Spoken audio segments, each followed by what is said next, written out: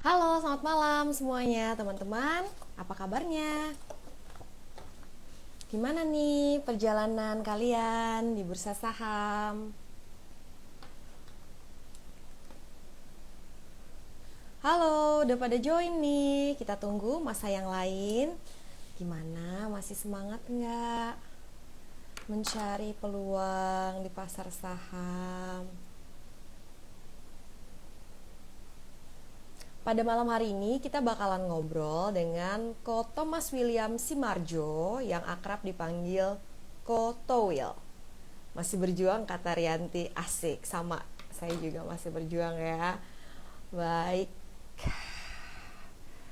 Malam Dewi. Oke, saya akan lihat apakah Ko Towil udah ada di sini. Saya akan cekidot. Oke, udah ada. Saham.id. Halo malam Halo Ci. Ko Towil, malam apa Malam kabar? malam. Baik baik, thank you Iya, udah diundang nih. my pleasure. Jadi banyak yang request nih Oh sama ya. Kotowil katanya. Iya, Oke. hidup Cialin perjuangan iya. Perjuangan kita nih ya. Jadi biar tetap semangat nih di tengah market yang seperti ini. Siapa tahu kita bisa sambil nyari-nyari saham-saham hidden gem gitu kan. Ya nggak Kotowil. Kotowil ini kan dikenal sebagai seorang investor yang apa ya, tetap teguh mengoleksi saham-saham hidden gem pada saat tidak diinginkan oleh orang lain kayak gitu ya Kotowil. Hmm. Jadi mungkin yang sering terjadi adalah pada saat sahamnya belum dilirik, oh, Kotowil meskipun bid offernya tipis tuh udah masuk kayak gitu. Tapi begitu udah mulai rame, orang-orang udah ketinggalan baru nanya masih boleh masuk nggak kok? Katanya Masih gitu boleh sih masuk kalau ya ke ya. Kotowil biasanya. Sering kayak gitu ya Betul kok? betul. Sering sering Ci, sering sekali. Kok boleh diceritain nggak? Ini udah berapa lama di market dan ketemu gaya investing yang sekarang ditekuni itu kapan kok? Oke, thank you buat kesempatannya. Mungkin perkenalan, nama saya Thomas William atau tadi Towil. Kalau saya tuh join di market tuh 2008 Ci. Jadi kuliah akhir ya. Dulu 2008 kuliah akhir saya masuk ke market. Dulu sih masih mulainya dari reksadana, nggak ada duit Ci dulu ya. Habis itu Oke. nabung-nabung dari kerja magang gitu. Terus mulai buka sekuritas Indosuria. Dulu tuh buka sekuritas agak tinggi ya biayanya ya. Minimal 10 juta. Cuma Indosuria yang mau nampung saya dulu 5 juta, Ci. Saya ingat banget. Kumpul-kumpul-kumpul, akhirnya bisa bikin akun di e-trading zaman dulu tuh, yang sekarang jadi Mm-mm. Mirae gitu. Nah, so far sih awal perjalanan sama lah dengan teman-teman yang lain, mulainya itu trader sih. Jadi saya dulu trader akut, mau itu dari saham, mau itu dari forex, mau itu dari option di US market, mau itu main di komoditi gitu ya. Itu saya main semua. Tapi sampai di akhir di sekitar tahun 2017 sih. Jadi 2017 udah jadi trader yang cukup mature lah ya. Jadi udah konsisten, profitnya segala macam. Tapi saya ketemu satu titik sih, Cialin. Saya ketemu satu titik di mana ketika saya mau coba bermain dengan dana lebih besar, saya tuh menyadari bahwa saya ada problem. Jadi waktu itu singkat cerita lah, saya tuh sempat kan namanya trading kan kita ada money management ya, Ci ya. Kalau kita money management kita nggak all in di dalam satu transaksi. Nah, sehingga anggaplah kalau saya satu kali porsi trading, saya porsinya 10% dari total dana saya. Kalau saya misalkan dapat aja sih, untung 20% dari swing. Saya kan sebenarnya cuma dapat 2% dari total modal. Nah, ketika di tahun 2017 itu performance saya sangat bagus sih. Jadi dari sekitar 250 transaksi, 85% tuh win semua sih, profit semua. Jadi waktu itu returnnya bagus dalam pertengahan tahun. Nah, terus waktu itu saya lihat ada satu peluang menarik, Adaro. Jadi waktu itu udah sentuh support yang sangat bagus, upside-nya tinggi 20%, tergoda untuk all in sih. Waktu itu masuk sekitar 100 juta lah, ingat saya. All in. Daripada saya cari capek-capek, mending satu kali transaksi dapat 20% langsung dari total modal. Lebih enak kan, Ci? Logikanya. Ketika saya all in, ternyata saya menyadari bahwa cut loss itu tidak semudah ketika kita memainkan porsi dana yang kecil. Jadi ketika 100 juta, misalkan anggaplah kita titik cut loss 5%, itu kan 5 juta, Ci. Nah, ketika melihat floating loss 5 juta, atau waktu itu lebih parah sih, waktu itu floating loss-nya sebenarnya 10%, Ci. Jadi minus 10 juta floating loss ya. itu ada perasaan nggak berani untuk cut loss. Karena kalau naik sedikit aja lumayan, minusnya berkurang 1 juta. Itu kan jadi uang yang cukup lumayan. Jadi ada rasa-rasa yang kayaknya gue pengen nunggu untuk mengurangi. Nah akhirnya bukannya nunggu untuk ngurangin, tambah jeblok lagi sampai waktu itu minus 20%, bener-bener akhirnya saya udahlah ini salah, saya cut loss gitu Ci. Dan ketika itu psikologi saya rusak, benar-benar rusak. Kalau kita trading, ada konsep namanya 2R. Jadi kalau misalkan kita titik cut loss-nya 5%, minimal kita cari transaksi itu harus yang upside-nya 10%. Nah, ketika saya udah kalah yang waktu itu sekitar 30-an lah, hampir 40 juta satu transaksi saya loss. Saya tuh waktu itu akhirnya pengen cepet-cepet balikin Ci, kekalahan saya. Jadi 1,5 R pun saya makan. Akhirnya itu luar biasa sih. Saya benar-benar ingat 10 transaksi trading saya berikutnya semuanya cut loss. Semuanya saya kalah. Dari profit yang bagus hanya dalam waktu 1-2 minggu saya jadi hilang semua, rugi. Akhirnya saya berhenti, saya istirahat 2 minggu, saya nggak mau lihat market sampai saya bisa ngomong, oke, saya salah, saya kalah.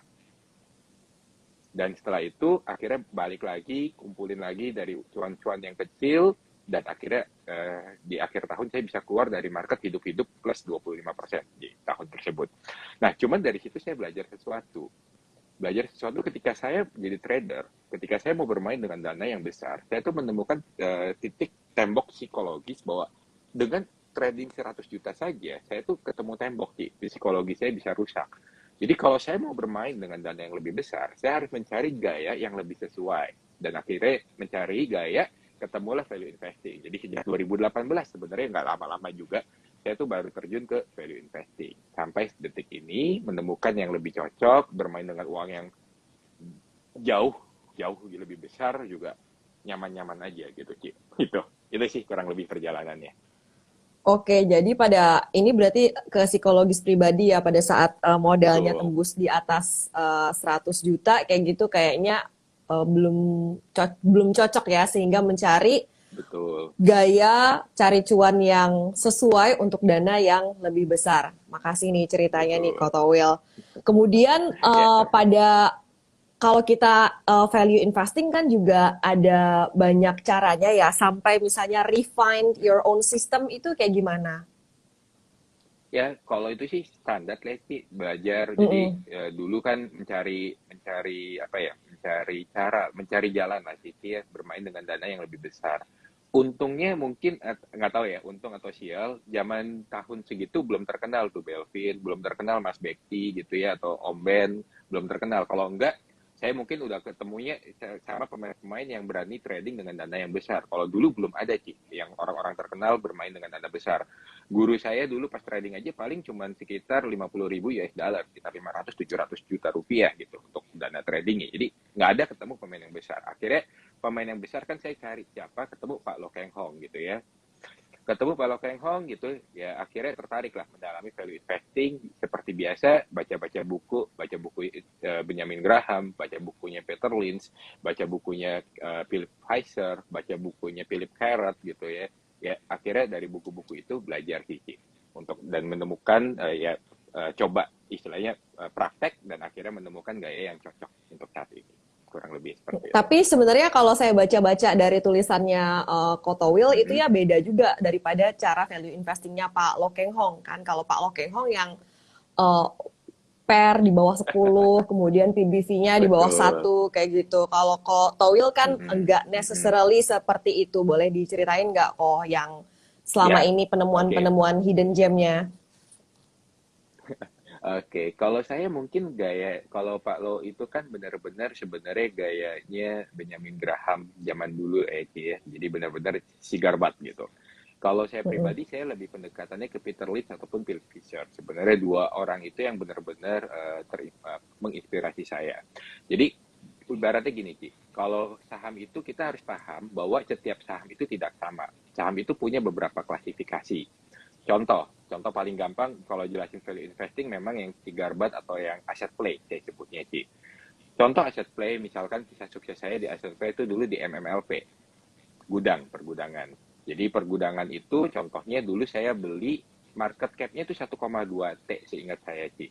Market cap-nya waktu itu 1,2 T, harga Rp180, ingat saya. Dengan market cap 1,2 T, saya bisa dapat aset berupa tanah properti 6 triliun. 6 triliun, hutangnya total hutang 1 triliun. Jadi saya bayar 1,2 triliun, dapat properti 6 triliun, bayar hutang 1 triliun, berarti kan masih sisa 5 triliun sih. Masih ada cash 300 M, 5,3 M. Dan perusahaan itu punya kemampuan ngasilin laba bersih sekitar 100 berapa miliar lah setiap tahun. Jadi menurut saya sangat-sangat murah. Nah, itu yang gayanya Pak Lo Keng Hong sebenarnya, Cigarbat Investing, yang benar-benar mencari saham yang salah harga, bahkan dari nilai asetnya pun kalau dilikuidasi murah sekali. Makanya kan kalau Pak Lo suka yang PBV-nya rendah segala macam. Tetapi ada satu problem sih sebenarnya, saham-saham yang Cigarbat seperti itu tuh mengalami agak sulit untuk naik. Jadi kalau kita lihat contoh PNLF, kurang murah apa PNLF sebenarnya? Tapi berapa tahun dia akhirnya tidak bergerak sebelum akhirnya di tahun ini karena ada isu bagi dividen jumbo atau bank MUFG mau akuisisi Panin segala macam ya, baru dia ada pergerakan. Tapi sebelumnya berapa tahun harga sahamnya bergerak di situ-situ. Atau BMTR, itu kurang Cigarbat apa? 0,2 PBV-nya dari sebuah konglomerasi media paling besar di Indonesia. Nah, sebuah saham akan bisa bergerak, itu tuh ada 3 faktor sih sebenarnya. Yang pertama, faktor pertama adalah peningkatan kinerja. Jadi kinerjanya harus ada peningkatan agar market tuh tertarik untuk beli. Ya. Yang kedua itu adalah peningkatan inflasioner. Jadi istilahnya kalau contoh kalau karena inflasi harga jual yang meningkat, otomatis labanya meningkat. Ujung-ujungnya sebenarnya adalah peningkatan harga saham itu harus dibarengi dengan peningkatan laba. Contoh sih, misalkan orang pas lagi saya beli ADES lah, misalkan ya, bukannya Popom ini nggak ngajak beli, tapi contoh, ketika saya beli ADES di tahun 2019, misalkan ya, 2020, tapi kalau bentar, ini tahun berapa ya? 2020. 2022 sekarang. 2020, Iya. Ya, sekarang 2022 ya. Nah, di tahun 2020, laba bersihnya ADES itu cuman sekitar 130 miliar. Kalau kita ngomong per 10, itu kan artinya market cap 1,3 T, Orang bilang itu harga wajar, berarti udah susah untuk naik. Tetapi ketika kita lihat di tahun 2021, laba bersihnya meningkat 2 kali, dari 130 jadi 2,6 T. Nah, berarti sekarang kalau per 10 yang dianggap wajar, berarti per 10-nya berapa? Jadi 2,6 T. Jadi, peningkatan valuasi itu akan dibarengi dengan peningkatan kinerja. Nah, buat saya, kalau kita lihat contoh yang di ADES misalkan, itu sangat diapresiasi oleh market. Kenapa? Karena memang labanya pun juga meningkatnya bagus gitu, karena sebuah market tuh menyenangi sebuah perusahaan yang memang labanya meningkat. Kayak contoh saham-saham call. Ketika tahun 2020 dihinanya kurang sehina apalagi gitu. 2021 aja masih dihina. Gitu kan? Nyesek tuh kok, inget bisa beli ITMG di bawah 10.000 loh, diem aja. Bisa beli Adaro 1.100 loh, diem aja. Betul. 2022 siapa yang nggak berminat beli call? Justru kan uniknya seperti itu. Ujungnya adalah peningkatan laba. Nah, jadi buat saya tuh menyenangi saham-saham yang memang punya growth story. Yang punya story, kenapa perusahaan ini masih akan bisa labanya tuh meningkat gitu. Labanya meningkat tapi dijualnya saat ini dengan valuasi yang make sense, dengan valuasi yang murah ataupun minimal wajar. Kurang lebih sih seperti itu, Ci. Gitu. Nah, kalau cyclical ya memang karena saya paham untuk di beberapa sektor. Contoh deh, kalau maksudnya kan saya punya keuntungan lah ya, keuntungan as a consultant. Jadi saya sebagai konsultan memang mengerjakan proyek-proyek di berbagai sektor industri. Nah, kalau di perkapalan, saya tuh waktu itu memang di akhir 2020 lagi ngerjain proyek di salah satu emiten perkapalan. Nah, waktu itu ceritanya bulan November 2020. Bulan November 2020, anggaplah emiten X gitu ya, saya nggak sebut apa. Emiten X ini cuma punya 15 kapal sih di bulan November. Tiba-tiba, dalam 1 bulan, dia beli 15 kapal baru. Jadi selama perjalanan tuh emiten berapa tahun beroperasi dengan 15 kapal, tiba-tiba jadi 30 kapal. Loh, jadi bertanya dong, Kenapa tahu-tahu hanya dalam 1 bulan jumlah kapal kamu meningkat 2 kali, ya kan? Lalu saya tanya, ngobrol sama direksinya. Oh iya, sekarang nih kapal, ini lagi ada masalah gara-gara Cina belagu. Jadi pas lagi November, akhir 2020 yang jadi masalah. Kenapa supply itu menjadi masalah? Cina tuh, karena dulu tuh kita lagi politik dagang. Jadi lucunya gini, kalau misalkan kapal dari Cina kirim kirim ekspor. Jadi kapal dari Cina kirim ke ekspor, dia ada kasih insentif. Pokoknya kamu kalau dari luar negeri, pas lagi balik ke Cina, kamu nggak bawa barang, artinya Cina tidak impor, perusahaan kapal dapat insentif. Di situ mulailah titik supply chain perkapalan itu kacau balau sebenarnya. Nah, akhirnya saya lihat bahwa, wah, ini kacau nih, ini kacau.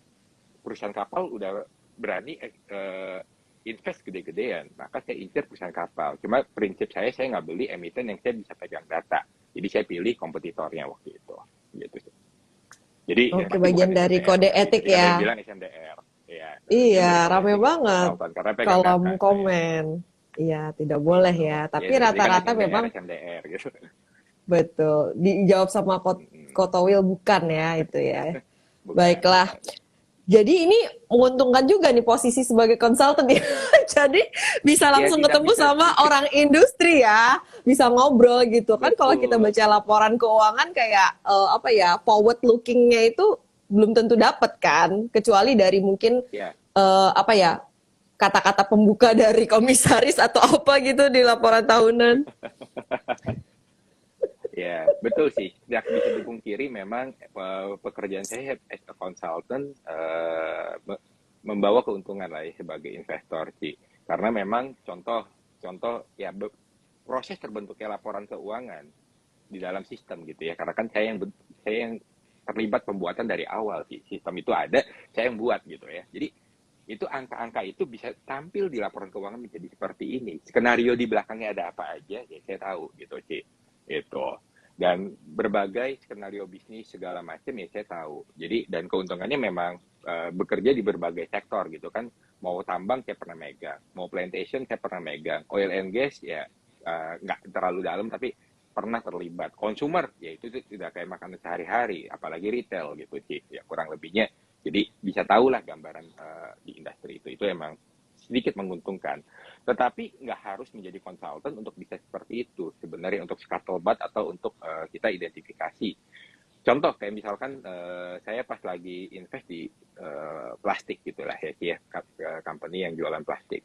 Ya saya tanya ke teman-teman yang punya toko kelontong, tolong dong cek plastik merek ini gitu ya, brand ini itu sebenarnya seberapa bagus sih orang-orang yang toko kelontong bener nggak pada pakai itu, kenapa pakai itu gitu. Kalau harga naik tetap beli merek itu nggak, kenapa nggak beli merek lain? Saya tanya dan tanyanya nggak usah ke direktur atau apa, tapi tanyanya ke teman-teman yang memang toko kelontong. Kan kita punya teman-teman toko kelontong atau ke pedagang bakso atau apa, kenapa kamu belinya brand ini? Jadi untuk identifikasi scuttlebutt atau identifikasi kita untuk mengetahui kondisi market ya kita nggak harus selalu serta merta ketemu dengan direksi sih ke pasar pun juga bisa karena teman-teman yang kerja di consumer Ki sama itu kayak teman saya misalkan megang salah satu penjualan untuk di multinational consumer company gitu ya dia tugasnya ngapain dia disuruh ke pasar kok sama company-nya suruh tanya ke pedagang-pedagang pasar gimana produk dia, gimana produk kompetitor dia, ya itu dilakukan gitu dan itu pun juga sesuatu yang kita bisa lakukan sendiri asal kitanya mau gitu aja. Iya benar sih, analis-analis di sekuritas juga kan mereka nggak cuma ngolah data dari Betul, kantor juga kan memang turun juga betul. untuk tanya-tanya kondisi lapangan seperti apa. Nah, buat kita-kita yang misalnya mau screening awal nih untuk nggak mungkin semuanya kan kita langsung tanya-tanya kayak gitu, pasti kita ada punya terarah dulu sasarannya kayak gitu. Nah, untuk awalnya kayak gitu gimana sih cara screeningnya?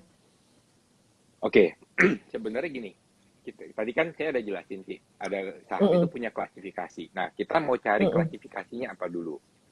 Mau cari mm-mm, klasifikasinya apa? Misalkan saya paling suka saham-saham yang punya story untuk growth.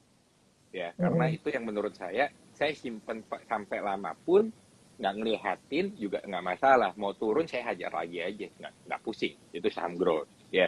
Nah, kalau untuk saham growth yang paling pertama ya tentu salesnya meningkat nggak? Kalau dia Hmm. salesnya nggak bisa meningkat, apa yang grow gitu? Yang kedua, labanya masih bisa meningkat nggak? Kalau salesnya meningkat tapi labanya turun, berarti kan ada problem. Gitu. Jadi kalau di stok apa pakai fitur screening ya udah fitur apa screening aja tuh. Misalkan salesnya 3 tahun terakhir meningkat, misalkan average-nya 5% atau 10% gitu ya. Labanya meningkat misalkan berapa 5-10% atau 15% gitu ya. Terus yang ketiga, labanya masih bagus nggak? Jangan sampai salesnya meningkat, labanya meningkat, cuma laba bersihnya 1%, kan capek gitu sih. Itu laba bersihnya berapa yang kita standarin, dan habis itu yang salah satu yang penting lagi sebenarnya buat saya return of invested capital ROIC. Karena ROIC itu gini ceritanya. Jadi perusahaan tuh punya laba sih. Nah, kalau punya laba, laba ini kan harus bisa difungsikan. Mau itu dibagikan jadi dividen, mau itu buyback, atau mau itu untuk ekspansi. Kalau dia lakukan ekspansi, harusnya laba ditahan itu bisa menghasilkan laba lebih besar lagi, digulung labanya. Nah, itu ROIC. Nah, ROIC-nya ini ya kita bisa atur mau berapa, di atas 15% atau berapa, segala macam gitu ya. Dan yang terakhir ya kita pakai untuk istilahnya itu untuk dapetin kriteria perusahaan-perusahaan yang punya grow-nya bagus. Cuma punya grow bagus belum tentu harganya wajar. Belum tentu harganya menarik. Oke. Nah, untuk harga Kalau menarik, harganya belum wajar, saya apa yang biasanya dilakukan? ya saya nggak beli, tungguin aja gitu. Tunggu sampai Tungguin jatuh. aja kalau nggak, tunggu sampai jatuh. Karena market selalu ada momen untuk jatuh gitu kan. Mau perusahaan sebagus apapun, ICBP luar perusahaan bagus, kemarin jatuh 7.200 gitu kan. Ya semua orang yang ngambil di 7.200 happy gitu. Gitu. Jadi selalu ada peluang lah. Mau itu perusahaan sebagus apapun, tetap akan ada peluang untuk jatuh ketika memang market lagi nggak bagus, atau yang kedua harganya memang kurang murah gitu. Jadi market akan adjust sendiri untuk harga harga dari saham itu sih. Oke. Pasti akan terjadi. Pasti akan terjadi. Gitu. Sabar-sabarin ya. Gitu. Yang Ini sabar untuk masuk dan sabar juga untuk keluarnya nggak sih kok gimana kok biasanya? Kok Toil kalau apa tuh patokannya oke, okay. untuk entry dan exitnya? Kalau untuk entry sih sebenarnya kalau saya gini, kalau entry itu maksudnya gini, saya harus punya sebuah kepercayaan diri. Kepercayaan diri itu Hmm. timbul karena apa? Timbul karena dua hal sih. Yang pertama, saya yakin nggak upside saya besar. Kalau saya cuma dikasih saham, upside-nya 20%, ngapain saya capek-capek? Mending cari aja saham-saham yang tender offer gitu, Ci. Kayak apa link gitu. Itu beli bodoh-bodoh mau beli 1 triliun juga kita bisa dapat kok return 10% setahun gitu. Gitu kan dari tender offer. Atau sekarang lagi ada PTRO, ada Tower, ya tender offer seperti itu. Jadi upside-nya harus besar dulu. Yang kedua, itu adalah seberapa percaya diri saya untuk saya bisa meyakinkan bahwa company ini akan labanya bertumbuh di masa depan dengan bagus. Jadi saya harus paham dulu company ini beneran bagus atau enggak. Kalau misalkan teman-teman ada beberapa yang nanya ke saya, kok saham bank ini bagus nggak? Saya akan jawab jujur, saya nggak tahu untuk bank. Karena saya nggak pernah, as a consultant, pengalaman saya nggak pernah megang bank. Nggak tahu kenapa customer bank ini nggak suka sama saya kayaknya. Jadi saya nggak ngerti industri perbankan. Tetapi kalau industri consumer segala macam saya ngerti dan saya benar-benar ngecek. Saya benar-benar ngecek. Jadi kayak misalkan emiten saya yang saya suka, saya tuh benar-benar sampai cek marketplace-nya di Indonesia, marketplace dia di Malaysia, marketplace dia di China, marketplace dia di Jepang, saya lihatin, oh yang Indonesia bagus, pertumbuhannya luar biasa, yang Malaysia bagus tahun ini, yang Cina luar biasa, yang Jepang jeblok, yang Arab jeblok. Nah, jadi dari situ saya tahu gitu. Kalau yang ICBP ya kita lihat yang di Eropa, Turki terutama itu keluar biasa misalkan. Jadi saya harus tahu bahwa kenapa di masa depannya masih akan bagus. Harus ada data yang saya pegang. Harus ada data yang saya tahu bahwa ke depannya masih bagus. Nah, setelah itu saya tahu, saya punya percaya diri bahwa saya pasti kemungkinan menang besar kemungkinan besar menang, maka saya baru berani untuk entry. Itu sih. Itu untuk entry. Oke. Kalau kalau untuk saya exit atau untuk saya jual, sebenarnya poinnya cuma 3. Kenapa saya akan exit? Yang pertama adalah harganya udah nggak wajar lagi. Harganya sudah tidak menarik lagi. Jadi kayak contoh, MMLP. Waktu itu saya exit di sekitar 600 sebenarnya. Kenapa saya exit di sekitar 600? Karena buat saya harga story-nya MMLP itu waktu itu adalah aset play. Dia gratis 5 triliun. Dia sebenarnya harga wajar kalau dari asetnya kalau disamakan itu sekitar 5 triliun. Ya udah ketika 5 triliun menurut saya sudah wajar, bukan saham grow juga, ya udah itu udah sesuai target saya exit. Gitu. Jadi sudah mencapai memang kewajaran dari nilainya. Yang kedua adalah saya exit adalah kalau menemukan yang lebih menarik sih. Jadi contoh, saya harus bilang bahwa ada beberapa emiten call saya udah kurangin porsi saya. Saya udah kurangi porsi saya, kenapa? Karena saya ngerasa emiten call masih bisa naik nggak? Saya percaya masih bisa naik. Tapi naiknya seberapa jauh? Paling 60-100% lagi, 60% atau 100%. Udah paling upside, paling tinggi buat saya untuk emiten call. Saya nggak bisa melihat emiten call, nggak bisa membayangkan ITMG saya 70 ribu, orang masih ada yang berani nekat untuk beli. Nggak berani saya untuk bayangin itu. Tapi kalau ke 50 ribu, saya mungkin masih percaya itu akan terjadi. Nah, cuman ada beberapa emiten yang saat ini menarik di market. Barang-barang murah tuh banyak, Ci. Contoh deh, saya nggak Apa tuh ngomongin kok saham-saham, sektornya? oh banyak, Ci. Kita ngomong consumer, kita ngomong retail, kita ngomong farmasi, itu tuh berserakan, Ci. Saya nggak usah ngomong company small cap. Saya ngomong company yang big cap ya, yang big cap. Contoh, kalau kita ngomong retail, MAPI kurang murah apa, Ci, sekarang? Itu nomor satunya retail, tetapi pernya aja cuma 7 sih. MAPI loh, MAP. Iya, iya, Indofood, iya. INDF misalkan. Itu holding dari perusahaan konsumer nomor satu, Ci. Pernya 6, Ci. Indofood. Pernya 6. ICBP-nya aja luar biasa, udah naik 20% dalam 1 bulan ini, pernya masih 14. Masih menarik juga gitu. Gitu. Jadi masih banyak emiten-emiten yang juga menarik gitu. Nah, kalau yang small cap, contoh misalkan kayak untuk farmasi. Farmasi itu kita harus paham juga beberapa story. Farmasi ini nih sebenarnya kenapa retail kenapa dihukum? Karena kan retail itu ancur-ancuran sih. 2020 kurang hancur apa retail? 2021 hancur. 2022 Q1 juga nggak mungkin bagus. Tetapi kita sekarang lihat kondisi COVID udah mulai membaik, bahkan udah kayaknya orang udah nggak ingat ada COVID gitu ya. Maka retail menjadi meningkat. Ketika retail menjadi meningkat, maka kita dengan mudah kita akan tahu bahwa eh, penjualan ataupun laba dari sektor retail akan meningkat. Jadi sebenarnya sektor-sektor retail itu akan menarik sebenarnya di tahun ini. Dengan begitu banyak barang yang murah, padahal di tahun ini akan ada peningkatan sales sama laba. Dan kita nggak perlu pakai riset seperti apa. Cici pergi ke mall aja, sekarang udah jauh berbeda dengan tahun lalu. Gitu. Iya, betul, Sekarang yang betul. sektor kedua, farmasi. Farmasi itu walaupun kita melihat beberapa emiten rumah sakit, beberapa emiten farmasi ada peningkatan sales atau peningkatan laba, tetapi ada satu hal yang sebenarnya mengalami penurunan signifikan ketika COVID, yaitu adalah obat resep. Jadi kalau Hmm. misalkan si Alin sakit ke dokter, dikasih obat yang harus pakai resep dokter. Nah, sekarang ketika COVID kemarin, 2020-2021, siapa yang berani ke dokter? Gak ada Nggak yang berani. berani. Kecuali kalau kita COVID, baru kita ke dokter. Jadi obat COVID itu Heeh. bagus. Tetapi obat resep itu turunnya jauh sekali. Nah, sekarang ketika setelah tidak COVID, maka traffic ke dokter itu tuh sudah menjadi sudah berangsur untuk normal. Jadi saya ada ngobrol dengan teman-teman yang dokter gitu ya, dia bilang, wah penjualan yang untuk obat resep udah bagus nih di tahun ini. Dia taunya dari mana? Dia ngobrol sama sales dari obat. Jadi kan dokter interaksi nih sama sales obat. Dia bilang, wah penjualan obat resep udah mulai normal. Jadi farmasi-farmasi yang jual obat resep, contohnya Merck, MERK gitu ya, DVLA, KLBF, pasti akan sales sama labanya akan meningkat. Tinggal pilih mau yang mana.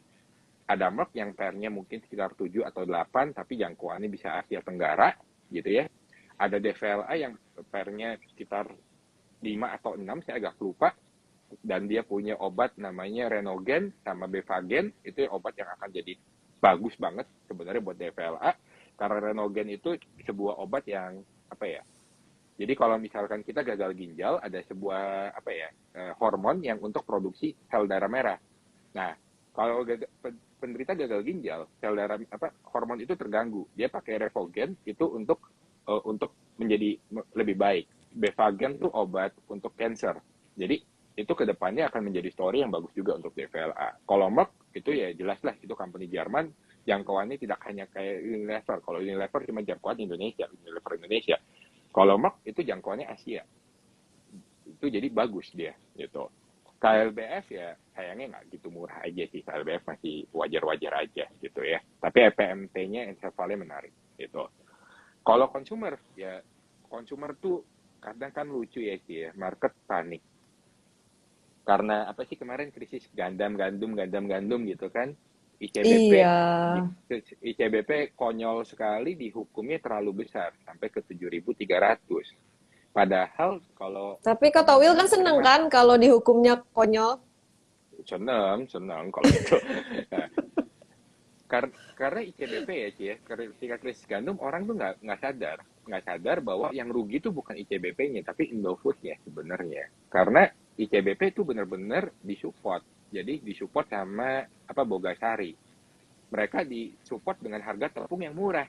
Jadi bayangin kompetitornya produksi dengan tepung yang mahal, mereka ICBP produksi dengan tepung yang harganya tuh masih murah karena ada perusahaan afiliasi namanya Bogasari jualnya murah, dan itu ada di dalam laporan keuangan, di dalam perjanjian penting dijelaskan. Nah, jadi ya ya istilahnya kalau kita nemuin yang lebih menarik ya nggak ada masalahnya untuk switch sih gitu. Itu yang kedua. Yang Oke. ketiga ya salah analisa gitu aja sih, simple. Jadi value investor pun saya pun juga pernah lakukan salah analisa. Saya pilih emiten yang cuma Sigarbat, yang cuma murah, tetapi saya lihat, waduh ternyata perusahaan ini mainin uangnya. Misalkan contoh ya sih ya, perusahaan ini harusnya bisa meningkat nih, bagus, tetapi ternyata nggak mungkin bisa labanya bagus. Kenapa? Karena labanya itu disalurin sebagai untuk ke beban bunga ke pemiliknya sendiri misalkan gitu ya, ada emiten Mm-mm. seperti itu, saya nggak mau sebut apa. Ya udah, saya salah nih ketika saya beli, ternyata tidak sebaik yang saya analisa. Ya cut loss, ya sudah, pindahkan ke tempat lain yang saya gitu aja. Jadi tiga Sadar alasan jualnya. salahnya gitu kalau investasi berapa lama kok? Kalau kita trading kan cepet tuh. Ini salah nih gitu. Biasanya ketika baca laporan keuangan gitu ya Cie, nanti ketemu yang aneh. Jadi contoh, saya nggak sebut ya emitennya apa, takut kena shoe. Contoh, emiten ini misalkan penjualannya angkanya tadinya 100 miliar lah misalkan, ya. Terus dia ada bayar namanya listing fee. Sebelumnya tuh listing fee-nya nggak besar, tapi dia bayar listing fee anggapnya 6 miliar. Tadinya tahun lalu listing fee misalkan 100 miliar, ini listing fee-nya 6 miliar. Jauh sekali peningkatan. Listing fee itu apa? Jadi kalau di consumer atau di retail, listing fee itu adalah biaya pendaftaran. Jadi kalau setiap kali misalkan si Alin pergi ke supermarket, ada apa ya? Ada produk yang dipajang, yang dijual. Kita tuh harus sebagai person consumer harus bayar namanya biaya listing, Mm-mm. ya. Nah, biaya listingnya 6 miliar. Peningkatannya luar biasa, tapi salesnya jeblok. Kemana tuh duitnya? Pertanyaannya kan itu. Nah, habis itu jadi mulai curiga dong, mulai goyah, ngecek lagi. Wah, ternyata ada beberapa keanehan. Ya udah, akhirnya saya harus ngakuin, saya salah ya, saya kalah gitu aja, simple. Oke. Kalau Gitu aja. Ko Towil sendiri itu biasanya kalau konstruksi portonya ada berapa emiten? Karena kalau yang saya baca di web di blognya kayaknya emang nggak banyak ya kok ya, nggak mau banyak-banyak emang. Nggak mau. Dulu sih, pas lagi dulu kan sama ya, penyakit dari value investor tuh ketika ketemu barang murah, ambil. Ketemu barang murah, ambil. Ketemu barang murah, ambil. Foto-foto jadi 30 saham gitu kan. Udah kayak sekelas fund reksadana gitu, jumlah sahamnya. Nah, akhirnya saya menyadari bahwa semakin terlalu banyak jumlah saham, itu tuh performance-nya jadi nggak menarik sih. Karena Yang emiten bagus kita punya porsinya dikit, yang emiten nggak gerak kemana-mana kita juga punya porsinya dikit. Jadi kinerjanya nggak terlalu bagus untuk portofolio kita, returnnya. Nah, ketika saya sekarang saya tuh membatasi maksimal tuh sebenarnya 10 gitu, maksimal. Tapi saya sebenarnya saat ini kalau emiten cyclical nanti semuanya saya udah out, paling saya batasin cuma 5 gitu aja. Oke, Kalau ada sekarang kan yang nanya, masih menikmati lah ya. mm, menikmati cuan-cuan ya kok ya. Ini ada yang Iya, nanya alamat cyclical sisa-sisa. blognya. Iya, blognya kalian Nah, itu follow ada yang jawab tuh. akunnya Kotowil ya. Terus nanti ada link ya, kalian klik aja investorsaham.id. Mm-mm. Ya, banyak banget Iya, artikel di situ, betul. bagus-bagus. Ide. Iya. Thank you. Oke, kemudian kita mau bahas nih. Ini kan persoalan kenapa misalnya eh, kita-kita retail yang lucu-lucu ini suka galawers gitu kan, karena tadi mungkin nggak Mm-mm. punya conviction yang tadi. Kemudian kalaupun misalnya udah seadanya tahu nih emiten ini tuh lagi under value banget, belum tentu berani untuk ngumpulin barang atau akumulasi. Kan biasa kan kalau orang lain nggak naksir, kita nggak mau juga move gitu kan. Pas udah terbang Betul. baru kalang kabut. Nah, kalau buat Kota Will Iya. sendiri itu pengalaman akumulasi gimana? Kadang-kadang kan kayak misalnya nih ada saham CPO, by the way Kota Will naksir nggak? Enggak, enggak, Ci. Enggak. Dari Enggak awal ya. enggak. Dari awal enggak, meskipun sekarang kayak lagi terpuruk banget ya CPO, terus ada isu-isu B35 segala macam. Enggak ya, belum ya. Baiklah. Enggak suka, Ci. Misalnya CPO terlalu. karena regulasinya kurang pro industri ya.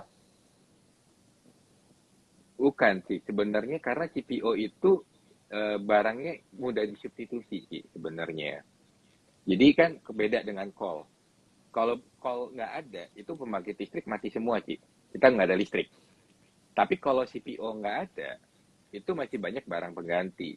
Jadi contoh deh, kenapa sih sebenarnya CPO itu dicekal sama Eropa? Apakah karena masalah apa polusi? Kan enggak, bullshit semua sebenarnya. Yang jadi problem kan sebenarnya adalah siapa si Eropa punya minyak sendiri yang dari apa dari Sisem ya dari apa dari Widen lah atau apalah gitu ya. Dan Mm-mm. terus ada sekarang yang lucu kan apa Malaysia atau apa minyak dari bekatul dari apa kulit padi gitu. Jadi CPO Mm-mm. itu ya udah regulasinya susah, barang penggantinya tuh banyak gitu. Jadi nggak ada CPO ya kita bisa beli yang lain. Keuntungan CPO cuma satu, yaitu murah. Nah, kalau jadi mahal, jadi nggak untung lagi keuntungannya. Gitu aja sih, Ci. Oh, oke oke oke. Sip sip sip. Baiklah kalau kayak Keuntungan gitu. CPO cuma Lanjut. murah. Nah, tadi itu ini kan Fadilon nih yang kagum banget sama Kota Will. Kuat katanya. Maksudnya Thank you. akumulasi saham-saham yang eh, dirimu punya high conviction gitu. Meskipun bid offernya sepi banget. Hmm. Boleh di spill nggak gimana tuh biasanya Kota Will? Oke, mungkin kalau bisa bid over ya, Ci, ya, yang yang paling menarik untuk diceritain tuh waktu itu ABMM, Ci. ABMM Hmm. itu sebenarnya paling menarik. Kenapa paling menarik? Kalau misalkan Ci Alin lihat ya, ABMM itu sebenarnya dari akhir tahun 2020 itu tuh sempat beberapa kali sentuh ke harga 1.000, habis itu diguyur lagi sampai ke harga 700. Dan saya ada di dalam perjalanan itu, Ci. Jadi kena guyur berapa kali itu ada di dalam situ. Nah, Kenapa tetap kuat nggak pertanyaannya, rontok kok? Semangat. pertanyaannya, pertanyaannya kenapa tetap kuat dan nggak rontok? Bayangkan, Ci, ketika 2020 akhir ya, ketika 2020 akhir itu kan sebenarnya kita benar-benar bisa mengkonfirm bahwa batu bara itu lagi lagi baik-baik saja sih sebenarnya. Nah, jadi kalau Cici lihat ya ITMG, PTB, kecuali kayaknya pas lagi akhir 2020 yang nggak gerak tuh cuma ada doang saat itu, semua saham call tuh udah menunjukkan kenaikan. Nah, terus saya udah lihat kan waktu itu ada masalah supply, dan ketika saya melihat bahwa indeks BDIY Februari itu mengalami peningkatan yang luar biasa padahal harusnya turun karena Imlek, saya udah confirm. Makanya waktu Februari 2021 saya ada tulis artikel namanya Commodity Super Cycle. Nah, jadi saya cukup yakin batu bara akan manggung. di awal 2021.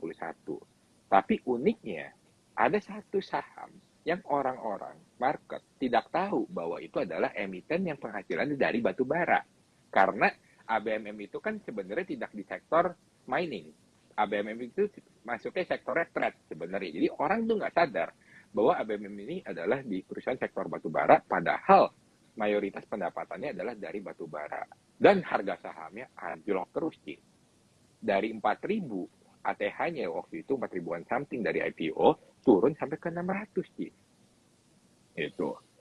Kalau misalkan kita lihat pendapatannya itu akan bagus, cash flow-nya juga bagus, bahkan di laporan keuangannya labanya dikecil-kecilkan dengan apa itu istilahnya yang penyusutan untuk aset tambang.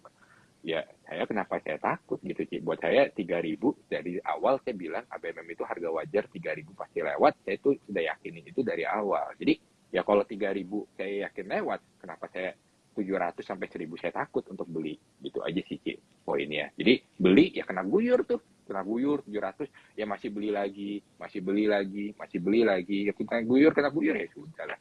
Cuma masalah waktu kok, mau diguyur sampai kapan sih gitu. Kalau emang batu Wih, baranya akan manggung, ya cuma masalah waktu untuk naik, gitu aja, simpel. oke. Daya Itu sih. tahannya tinggi nih. Berarti apa buat fondasi seorang investor untuk setelah tadi kita udah tahu sebenarnya apa yang kita beli untuk punya conviction, kemudian dari sisi money managementnya, kalau dari Kotowil sendiri kayak gimana? Ya, kalau Biar money tadi management mungkin saya bukan kuat contoh yang guyuran. baik ya sebenarnya. Mungkin kalau money management saya bukan orang contoh yang baik ya, karena saya sebenarnya nggak terlalu suka nyimpen cash sih. Jadi kalau ditanya cash saya tuh masih sisa berapa, saya itu akan jawab kalau misalkan RDN saya nggak merah aja tuh udah bagus gitu sih. Gitu. Jadi ya saya sih sering belanja lah ya, sering belanja.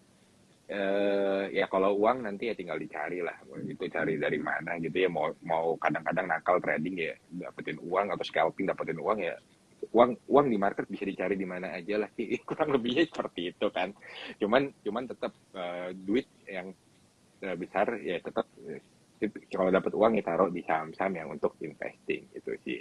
Cuman ya kalau saya sih ada uang ya saya belanja. Jadi selama saya masih yakin sahamnya naik tinggi, ya kenapa takut untuk takut untuk beli sih, itu aja gitu.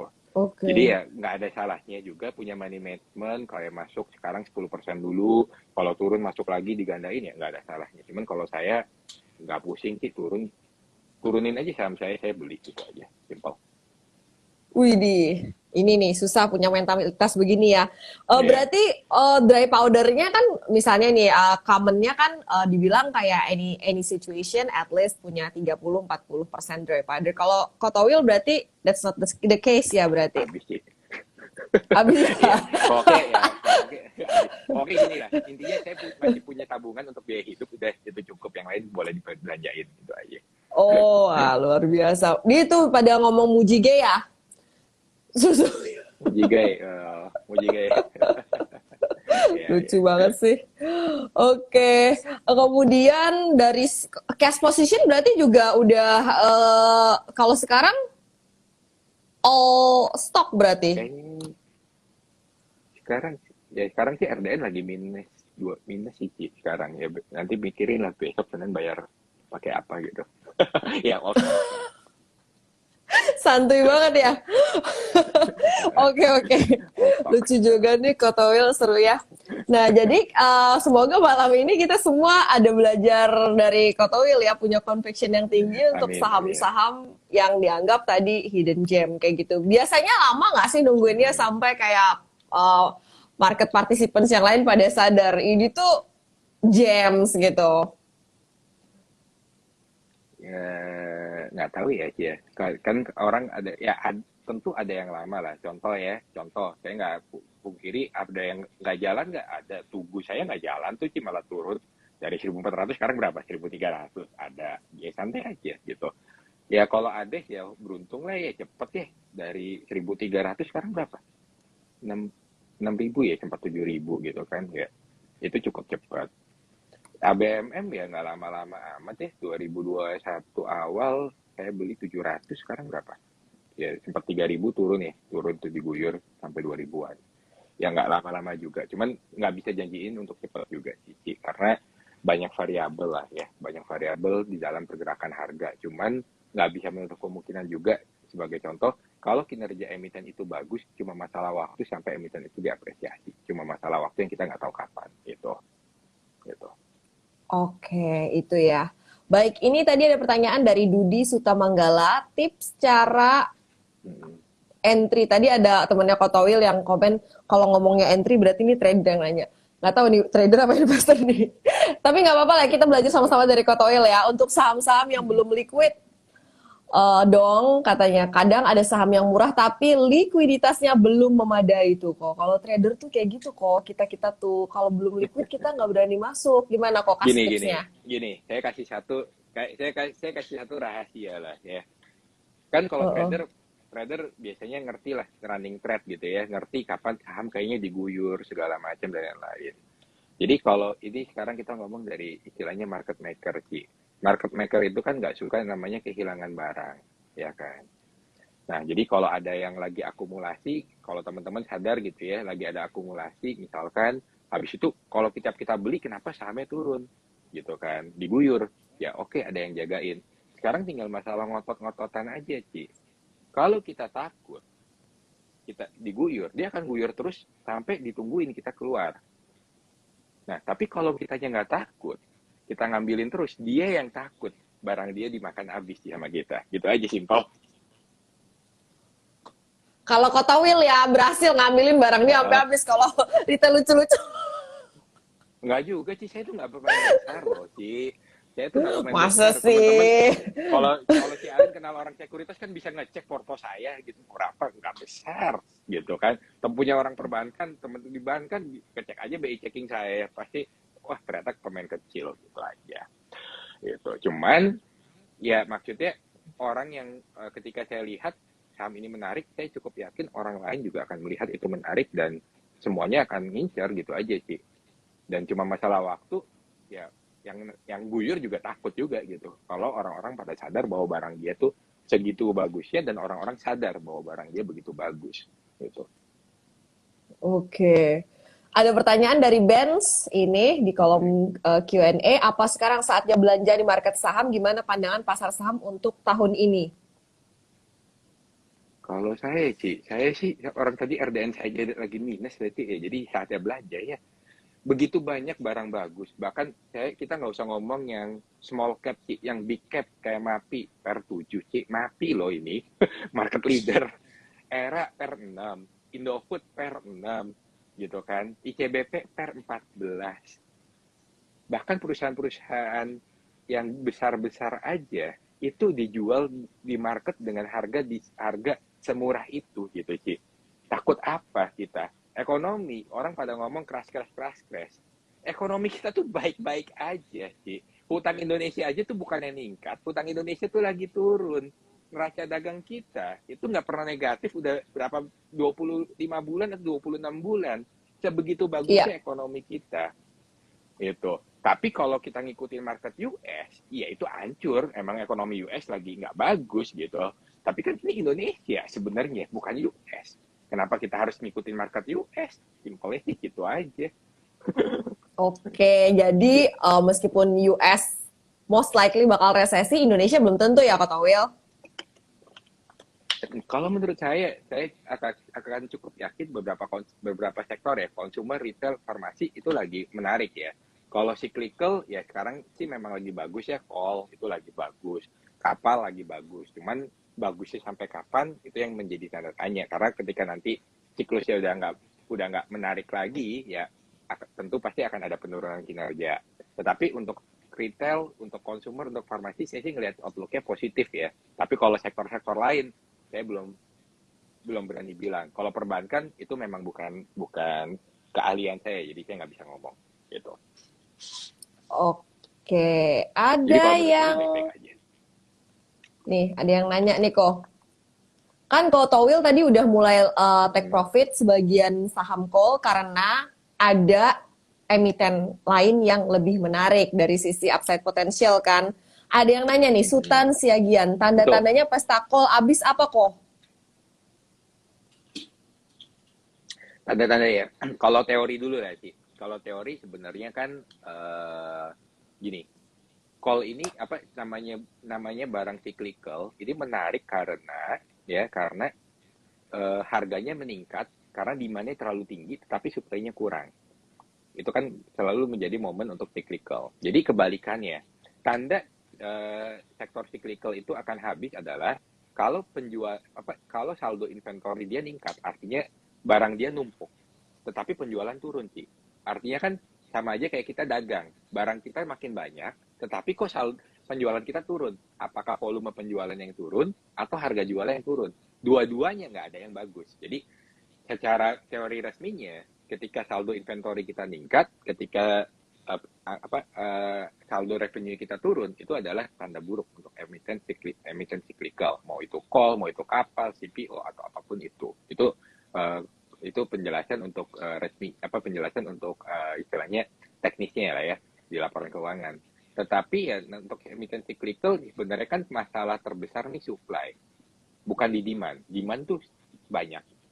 Tetapi sekarang itu yang jadi masalah adalah supply. Nah, supply ini sebenarnya call kan menjadi awal masalah juga Cina sama Australia ya sebenarnya. Nah, jadi mungkin yang untuk emiten call itu teman-teman harus mewaspadai untuk kondisi politik yang Cina sama Australia sih kalau menurut saya. Karena belakangan ini beberapa hari kan memang ada berita Cina udah mulai melunak nih terhadap Australia, mulai mau buka ban untuk call-nya Australia. Nah, kalau itu terjadi, mungkin teman-teman harus mewaspadai sih untuk uh, emiten-emiten energi gitu. Karena kalau udah berdamai, itu baik untuk dunia, tapi nggak baik untuk yang megang emiten call. Gitu sih. Cuma nggak tahu sih, Oke, udah akan resmi damai atau nggak gitu. Masih kita tunggu. oke, oke. Oh, Anelo nanya, kalau mau masuk satu sektor, misal farmasi, Mm-mm. masuk cuma satu, yang the best apa sebar ke beberapa? Satu. Saya pilihnya satu, Ci. Saya pilih yang terbaik. Saya akan pilih opsi yang terbaik yang saya bisa pilih. Itu aja. Wah, itu susah itu ya. Karena saya nggak suka untuk portofolio terlalu lebar sih gitu. Saya lebih Mm-mm. make sure saya yakin bahwa ini benar-benar bagus baru saya mau untuk masuk. Kalau saya zaman dulu yes mungkin akan sebar ke beberapa ya karena saya nggak yakin. Kalau cuman impactnya adalah return kita nggak gitu bagus sih Ki. Kalau terlalu banyak saham di porto better beberapa saham saja tetapi yang memang terbukti atau memang kita yakini bagus gitu. Oke, Gitu. nice. Thank you, Ko. Wah, banyak Sama-sama. nih yang nanya. Oh, teman-teman lucu juga teman-teman saya ada yang nanya buat trading nih. Nyangkut. Nggak apa-apa sih, Nanya mau trading average juga down. ini. Do ya. Oke, Mm-mm. baiklah ini ada yang nanya emiten consumer. Saya kebetulan tadi bikin rangkuman dari hasil risetnya Trimegah Sekuritas. Ini salah satu emiten yang diunggulkan oleh Trimegah Sekuritas. Kalau di consumer, pertama dari Trimegah Sekuritas tuh ICBP, yang kedua tuh SIDO. Minta point of view dari Ko Towil dong, Ko. Untuk ICBP ya, ICBP ya jelas bagus lah ya, Ci. PR14 untuk sekelas ICBP mah ya masih menarik lah untuk menurut saya ya, walaupun upside-nya mungkin nggak yang bisa beggar-beggar gimana, tetapi itu masih emiten yang menarik. Jadi untuk teman-teman yang koceknya tebel, yang sehari beli 1M, 10M itu ICBP sih luar biasa lah. Itu bisa nampung duit kita dan upside-nya juga masih oke. Kalau teman-teman beli yang nggak liquid 1M kan ya selesai gitu, naikin harga naikin sendiri gitu kan. Nah, ICBP sih jelas menarik. Karena ICBP sebenarnya tuh melakukan aksi yang sangat pintar untuk akuisisi pensil sih. Jadi orang-orang hina ICBP di tahun lalu, Dulu kan tapi si kita sempat orang-orang takut kan, takut itu ya itu orang transaksinya bener gimana gitu. nggak GCG. Nah itu orang bener-bener Heeh. nggak dalemin laporan keuangannya, Ci. Sekarang bayangin, Cici ngutang misalkan untuk akuisisi Penhill tuh kayaknya berapa ya? 50 triliun atau 60 triliun. Bunganya tuh cuma berapa sih? Cuma 5% gitu. Padahal bunga obligasi kalau kita ya rata-rata itu biasanya 10%, ini cuma 5% sih. Dari pinjaman 5% ya untuk akuisisi Penhill itu laba dari Penhill aja tuh udah nutupin untuk bayar bunga pinjamannya, Ci. Jadi udah kayak akuisisi Penhill, itu udah cicilannya, kayak Cici nyicil beli rumah, tetapi nyicil beli apartemen, tetapi biaya sewa dari apartemennya lebih tinggi, Ci, dari cicilannya. Kurang enak apa akuisisi Penhill? Udah itu Penhill ini kan sebenarnya dia tuh adalah untuk bisa ICBP melakukan ekspansi lebih besar. Kalau kita ngomongin ICBP cuma di Indonesia saja, ya dia udah jadi market leader, dia udah nggak bisa tumbuh yang wah lagi sih. Pertumbuhan dia cuma Bakalan bisa jadi seperti kayak pertumbuhan UNVR gitu ekonomi, ya. kayak UNVR aja, betul. Tetapi ketika dia ke ICBP, ke bilang Penhill, itu kan Turki luar biasa. Itu Afrika luar biasa. Turki itu yang lebih luar biasa. Nah, jadi nanti teman-teman akan melihat ya kayak penjualannya atau laba dari Eropa Timur, itu teman-teman lihat aja nanti. Itu bagus nantinya pertumbuhannya. Bahkan mungkin grow-nya akan lebih bagus dari Afrika. Dua area ini sebenarnya ini kan luar biasa bagus. Kalau kita lihat yang pertumbuhan Penhill di Afrika atau di Eropa Timur, nanti teman-teman akan lihat itu luar biasa. Jadi ya menarik sih ICBP, memang itu jelas gitu. Kalau Sido itu mah udah jelas lah ya, konsumer itu perusahaan sih, aduh luar biasa lah, perusahaan yang benar-benar bagus sih itu. Memang produknya biayanya rendah, dijualnya mahal, orang berebutan beli, laku gitu kan. Saya minum walaupun bukan investor Sido pun juga kalau minum yang tolak angin juga, oh ini cuma mau tolak angin, emang paling cocok gitu. Memang company-nya bagus, cuman ya harganya fair price aja. Dibilang murah enggak, dibilang mahal juga enggak, wajar gitu. Tapi Sido sih jelas Oke. bagus sekali gitu. Oke, tapi kalau misalnya mau Menurut saya ekspektasinya orang yang suka cuannya aman sih Sido. iya Nah, betul kalau yang betul. cuan luber ya mungkin cari yang small cap yang market tuh belum lihat gitu. Karena kunci kalau kita mau dapat multi bagger gampang sih, beli perusahaan yang nggak populer. Mm-mm. Ketika populer kita udah bagger gitu. Wah, sedep. habis itu orang lain yang bikin populer, kita ya nikmatin aja gitu aja kan. Iya, jadi kita tuh investor sama trader harus kolaborasi ya, jangan sampai terpecah-pecah Nah, banget juga ya kan. Yang haka-hakain sampai all time high siapa? Trader itu ya kan? betul trader. Iya, betul. Makanya contoh sih, contoh nih ya, contoh. Saya buka satu. Waktu itu saya kan ada nulis ya tentang IGAR kalau saya nggak salah. Itu kan naiknya cukup cepat. Nah, sebenarnya ini juga biar teman-teman memahami juga skema dari mekanisme market ya, terutama teman-teman trader. Trader itu tuh nggak suka dengan saham. Kalau yang saya pelajari nih dari berteman dengan beberapa trader yang pro, beberapa trader yang memang jago gitu ya. Trader itu tuh sebenarnya tidak suka saham yang downtrend, habis itu rebound gini nih biasa aja sih.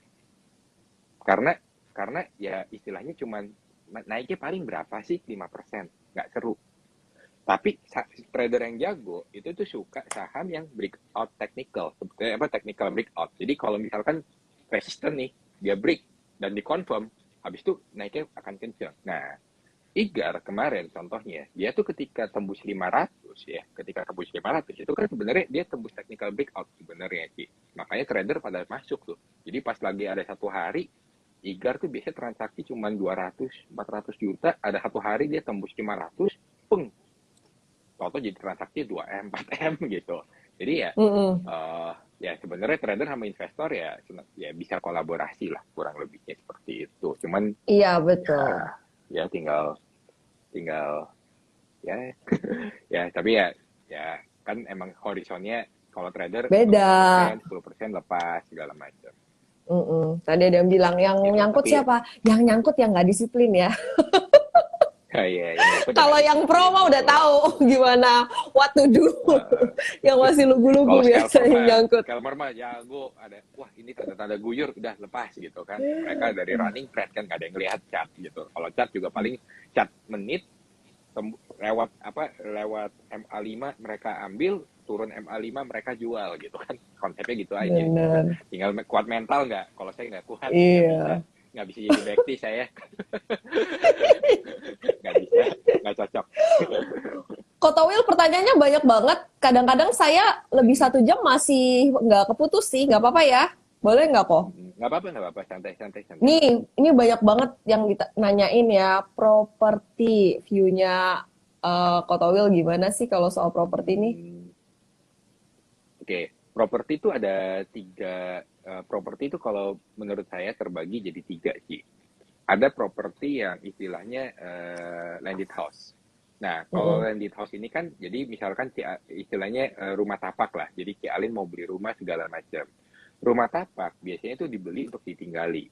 Nah, jadi kalau kita mau beli rumah, biasanya memang kaitannya dengan suku bunga. Nah, kalau suku bunga naik, artinya kan biaya untuk cicilan tambah naik ya. Dan untuk kita bisa lolos kredit juga tambah sulit.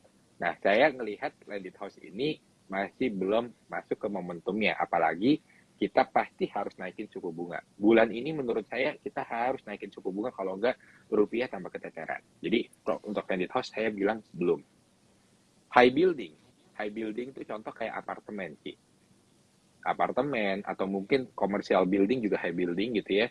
Nah, itu tergantung dari yield biasanya. Jadi dia tidak terpengaruh suku bunga karena yang beli high building biasanya tuh bukan membeli berdasarkan untuk ditinggali, tetapi untuk investasi.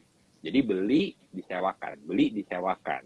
Nah, poin dari mereka adalah kalau saya beli, saya mau sewa, berapa return sewa saya? Poinnya itu. Jadi yield dari sewanya. Nah, sayangnya kalau saat ini saya belum melihat perbaikan untuk harga sewa properti itu sudah membaik, bahkan masih suram lah sebenarnya, karena kondisi pandemi sekarang juga orang masih banyak yang work from home ya, walaupun nanti mungkin banyak juga yang udah work from office, tapi saya belum melihat perbaikan untuk harga sewa. Jadi high building sih big no untuk saya saat ini. Ya, yang Oke. ketiga sebenarnya adalah uh, lahan industri. Nah, lahan industri yang menurut saya mungkin masih ada harapan sih. Karena kalau lahan industri, kita nggak peduli suku bunga, sebenarnya ya. Kita nggak peduli yield. Tetapi lahan industri ini dibeli oleh perusahaan untuk memang ekspansi bisnisnya atau kebutuhan bisnis. Poinnya itu. Jadi kalau bisnisnya lagi bagus, maka dia akan butuh lahan industri yang semakin bagus. Nah, sekarang lahan industri itu paling besar tuh dipakai untuk apa sebenarnya kebutuhannya? Kebutuhan lahan industri paling besar itu dipakai untuk e-commerce sebenarnya. Jadi untuk pergudangan, untuk perusahaan logistik yang berkaitan dengan e-commerce. Nah, ini sih masih ada sedikit harapan menurut saya untuk lahan industri karena e-commerce kita memang tumbuhnya kencang terlepas dari kinerja harga saham emitennya ya, tetapi memang harus diakui pertumbuhan e-commerce itu bagus dan kebutuhan lahan industri itu memang masih besar. Jadi menurut saya emiten yang ada harapan mungkin cuma lahan industri aja sih saat ini. Itu. Tapi kalau misalkan rumah tapak segala macam, buat saya sorry to say saya belum bisa lihat ke situ. Itu. Masih belum ya.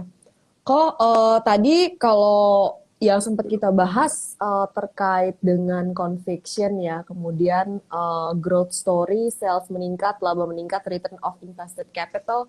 Ini tapi Sutrisma nanya parameter untuk screening saham yang paling penting urutannya apa aja kok, Wills? Semuanya maksudnya tergantung sih, maksudnya saya lagi pengen cari apa. Kalau saya pakai cari growth story ya maka masukkan parameter itu gitu sih, gitu. Mm-mm. Tinggal nanti diatur aja untuk saya bisa dapatkan yang emiten yang saya incar.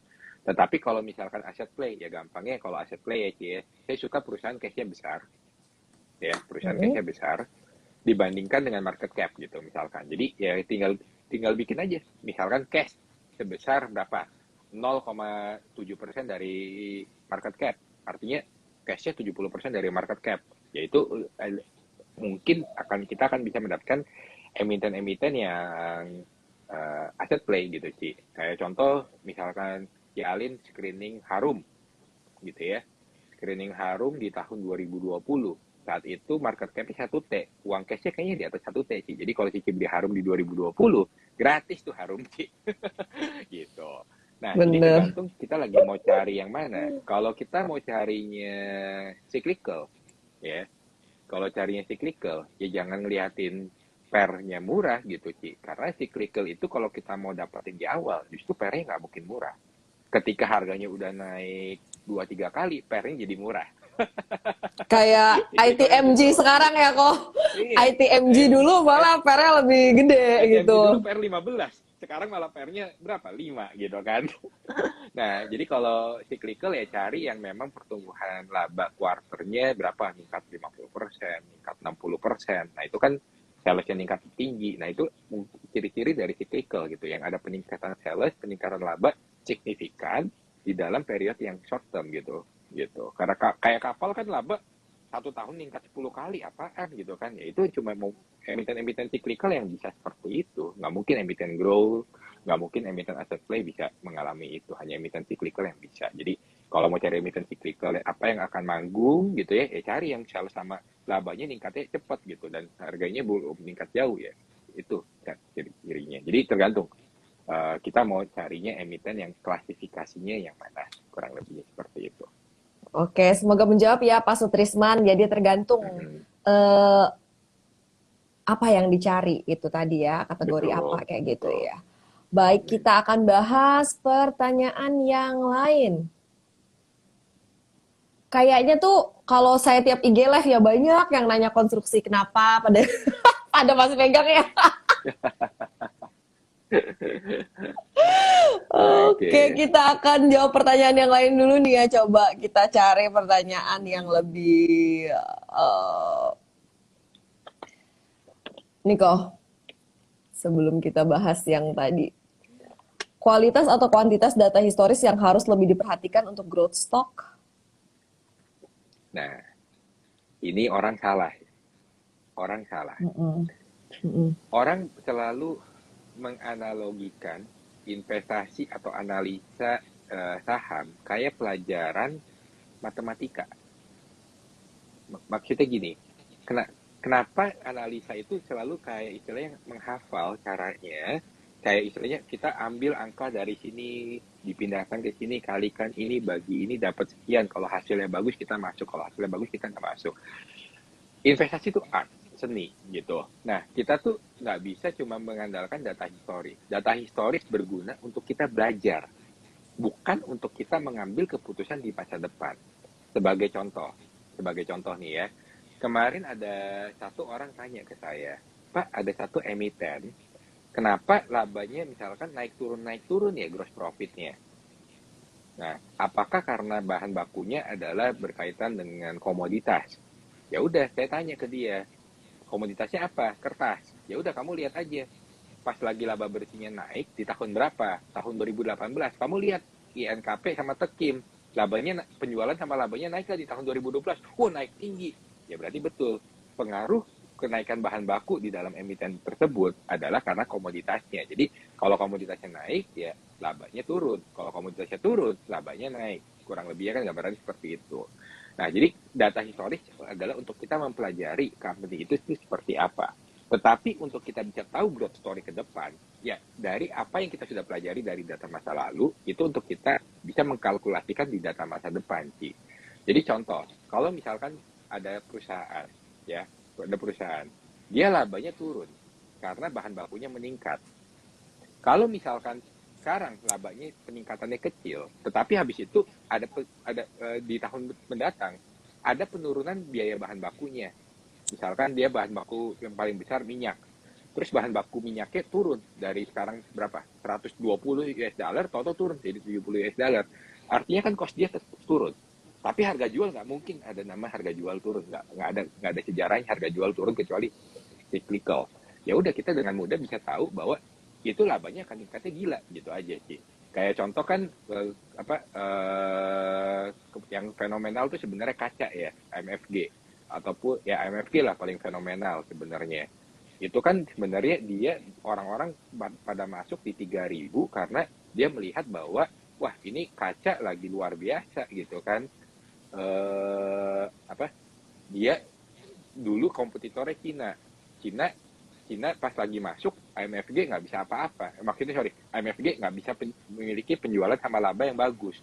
Ketika harga gas di Cina tinggi, Cina udah nggak bisa apa-apa masuk ke market Indonesia karena harga gasnya si perusahaan-perusahaan ini disubsidi sama pemerintah begitu rendah, sama harga jual bisa naik, bisa dikendalikan, mau di bawah harga Cina juga nggak masalah. Ya dengan mudah mereka bisa kalahin kompetitor dari Cina, labanya meningkat, bagus, kurang lebih seperti itu. Jadi untuk kita bisa tahu growth story di masa depan ya kita benar-benar harus paham sih sebenarnya apa faktor yang mendukung emiten ini labanya akan meningkat atau akan turun di masa depan sebenarnya. Jadi harus benar-benar memahami perusahaan itu, memahami apa story-story yang berkaitan dengan emiten itu sih, untuk kita bisa tahu bagaimana growth-nya di masa depan. Itu kalau dari saya. Kayak beneran pebisnis ya, Jadi pebisnis nggak cuma main emiten pindahin itu angka. ya. Sure, betul. Oke. Gitu. Jadi paham betul model bisnisnya apa. Bram Sinaga, apa aja metode valuasi saham yang digunakan oleh Koto Wheels? Tadi udah Sih cuma agak per aja di-spill sih saya. sih. Sama ya per market cap ya Sekarang tadi paling per aja. Iya, untuk kecuali kalau aset menentukan. play lah ya. uh, Kalau aset play ya benar-benar memang harga wajar dari asetnya berapa. Tapi kalau selain itu paling cuma dari per aja. Sekarang saya udah males ngitung yang ribet-ribet. Paling per berapa ya wajarnya. Karena saya tipikalnya gini sih. Orang tuh banyak salah kaprah terkait dengan valuasi. Orang mm-mm. selalu beranggapan valuasi itu semacam kayak ini harga wajar dari emiten ini. Kalau udah sampai dengan harga sekian, maka jual. Salah sebenarnya. Valuasi itu tuh sebenarnya adalah metode untuk kita bisa make sure kita masuk jangan kemahalan. Poinnya cuma itu. Jadi kalau kita mau ngomong hitung valuasi sebenarnya ya udah hitung aja dengan hitungan paling pesimis sih. Jadi pokoknya semua variabel kita bikin paling pesimis. Habis itu kita kalkulasikan, misalkan dengan hitungan paling pesimis, labanya dengan hitungan pesimis, PER-nya juga dengan hitungan pesimis, gitu ya. Kita dapatkan angkanya, ternyata masih jauh dari harga sekarang. Margin of safety-nya masih tinggi, ya udah masuk. Simple gitu aja Mm-mm. sih saya. Oke. Kok mungkin udah ada yang kenal Koto Wheel udah lama juga, udah tahu saham-saham Koto Wheel apa. Baru nanya begini di kesempatan begini, apa sih saran Koto Wheel? Apa sebenarnya ini masih bisa mereka untuk masuk atau sebaiknya jangan? Karena lebih baik cari yang lain kayak gitu. Boleh dikasih advice nggak kok? Nih Ini yang ada di maksudnya muncul menyangkut sekarang. satu saham tertentu atau apa? Iya, ini yang saya munculin sekarang. Kalau disuruh pilih ADES atau PBID, lebih pilih mana kok? Ini kan Nggak mikir saham-saham dua yang kali Koto ada. Wheel. Oke, emang udah Koto Wheel Nggak pegang mikir dua kan? kali ada. Nggak Oke, mikir dua kali ada sebenarnya kalau untuk itu. Karena kalau oke. ada saya cukup yakin laba di tahun ini nggak cuma 300 M. Karena dia sebenarnya penjualan ekspor bagus, penjualan untuk di salon sudah membaik, penjualan e-commerce gila-gilaan, penjualan untuk di Horeca juga udah lebih baik. Horeca tuh hotel, restoran, kafe udah lebih baik. Kapasitas produksi akan meningkat di tahun ini, ya, dengan pabrik baru yang di Gunung Putri, Bogor sana. Jadi saya cukup yakin laba tahun ini 350-400 M bisa tercapai. Dan kalau itu tercapai, kita ngomongin per 10 aja masih atau per 15 ya itu masih luar biasa. Kalau PBID laba nggak akan bisa meningkat terlalu tinggi di tahun ini, paling cuma 10% karena dia bahan bakunya kan sebenarnya biji plastik dan biji plastik itu sebenarnya dipengaruhi dari harga minyak ya Kurs. gitu. Dan harga minyak masih tinggi gitu. Jadi PBID walaupun saya cukup yakin labanya sama penjualan bisa tumbuh karena itu perusahaan emang luar biasa bagus, tetapi dia nggak akan bisa tumbuh yang wah di tahun ini. Tapi kalau ADES saya cukup yakin bisa tumbuh yang 30% di tahun ini masih bisa tercapai kalau saya ngelihatnya gitu. Oke. Ini ada dua pertanyaan sejenis ya dari Kristo hehehe nanya kalau sektor konstruksi gimana ya dengan adanya EKN kira-kira kapan akan manggungnya ya. Kemudian pertanyaan sejenis dari Petrus Parulian sektor supporting multi-bagger. Waduh, multi-bagger lagi nih. Di era project IKN menurut Koto Wheels yang bisa dicicil apa? Berbau-bau IKN, berbau-bau konstruksi. Gimana sih point of view dari Koto Wheels sendiri soal Oke. IKN dan konstruksi nih? Kalau IKN ya tentu kan menjadi daya tarik ya karena namanya bangun ibu kota baru dari lahan hutan menjadi sebuah kota yang ini ya tentu ada sebuah investasi besar yang harus dibangun gitu ya. Ya tentu emiten yang bisa dilirik ya emiten yang memang akan kedapatan project lah di sana, Ci. Cuman kita perlu pilah-pilah juga. Maksudnya gini, kalau misalkan emiten itu contoh lah, misalkan Waskita untuk bangun jalan tol, Adikarya untuk konstruksi gitu ya, atau WG Wijaya Gedung untuk bangun gedung bangun-bangun building segala macam. Ya kita tinggal pilah-pilah aja Ci, karena percuma nih ya, percuma kita dapat project besar, dapat pendapatan besar, tapi kalau langsung digerogoti dengan beban bunga yang besar Ci. Jadi ibaratnya Cici dapat uang, tetapi uangnya cuma buat bayar cicilan. Nah, itu kan sebenarnya penyakit dari perusahaan konstruksi saat ini. Buat kita Adikarya utangnya besar. Gitu. Jadi kalau harus milih, saya mungkin konstruksi akan milihnya Wijaya Gedung untuk saat ini, WG. Karena Oke. WG memang dia pasti akan kebagian untuk IKN, ya. Dan dia nggak punya utang yang besar kok sebenarnya, balance sheet dia sehat. Jadi saya akan lebih pilih WG. Tapi kalau saya suruh pilih, saya nggak pilih konstruksi sebenarnya. Karena Oke. ya nggak yang wah-wah banget kok sebenarnya. Tetapi yes, WG saat ini valuasi under value, dan di topang story untuk yang IKN dia harusnya kebagian juga. Ya dibanding WSKT, dibanding Adi, saya akan lebih pilih WG kalau untuk IKN. Kalau untuk lahan sebenarnya kan ada 3 emiten yang punya lahan gede di dekat IKN ya. CTRA, Ciputra, itu kan lahannya cukup besar di dekat IKN, BSDE, itu juga lahannya cukup besar. Sama yang ketiga tuh yang agak unik, justru malah perusahaan tambang, lahannya bisa besar. KKGI ya, itu lahannya juga cukup besar di dekat IKN. Nah, kalau itu mungkin saya pilih yang paling besar sih, CTRA ya, kalau untuk itu. Cuman kembali lagi, kalau saya sih belum conviction sih di properti, mau itu properti yang punya tanah di IKN ataupun di konstruksi kayak WG yang akan kebagian project. Ya ya oke, ada upset tapi ya biasa aja gitu. Jadi Oke. Kayaknya kalau harus milih WG gitu. mm-mm. Makasih kok Towil, masih banyak banget pertanyaannya termasuk saham-saham segala macam. Tapi kasihan kok Towil ya, udah haus nih, Nggak udah apa-apa, nggak apa-apa. minum. Oh nggak apa-apa nih. Ada yang nanya Nggak tadi, apa-apa, nanya di santai. kolom question terus sampai nanya di kolom komen, berarti pengen banget dijawab nih. Hmm, Baiklah kita jawab. apa nih? Karena memang saham retail ini udah lama terpuruk dia, tapi masih belum reversal nih kok. Kalau ini Apa nih? coba kita, tapi ini sebenarnya Aces kok. Es. Oh. Mm-mm. Oke, es itu menarik sih. Es sih saya harus Mm-mm. akui menarik. Karena es ini Mm-mm. nih sebenarnya retail bukan apa ya? Perusahaan retail cita rasa trading. Gitu. Jadi kan kalau biasanya behavior ya, contoh kalau teman-teman misalkan lihat Era Jaya, Mm-mm. Era itu NPM atau net profit margin itu kecil, cuman paling 1 sampai 3% lah kalau puncaknya. Karena memang dia perusahaan retail, jadi perusahaan retail ya marginnya nggak bisa besar karena produknya bukan punya dia, dia beli dan dijual. Tapi putaran uangnya cepat, makanya walaupun NPM-nya kecil, tetapi kalau kalau kita ngelihat laba cepat. Jadi labanya kecil tetapi putarannya cepat. Nah, cash ini nih menarik sebenarnya, retail yang memang luar biasa bagus. Menariknya karena kalau kita teman-teman pergi ke es, dulu tuh produk-produknya kebanyakan bukan Crispo, tapi produk-produk apa Hurom ya, Hurom, atau produk-produk brand-brand yang lain. Tapi kalau teman-teman sekarang ke es, itu hampir semuanya, mungkin 60% produknya Crispo. Nah, Crispo itu kan sebenarnya produk yang memang istilahnya brandnya dia sendiri. Makanya kenapa si S Hardware itu bisa punya NPM yang cukup besar, bisa sampai 10%. 10% itu besar loh untuk retail. 10% itu besar. Ya, dan dia punya bargain power kepada manufacturer di China. Jadi kan Crispo itu buatan Cina.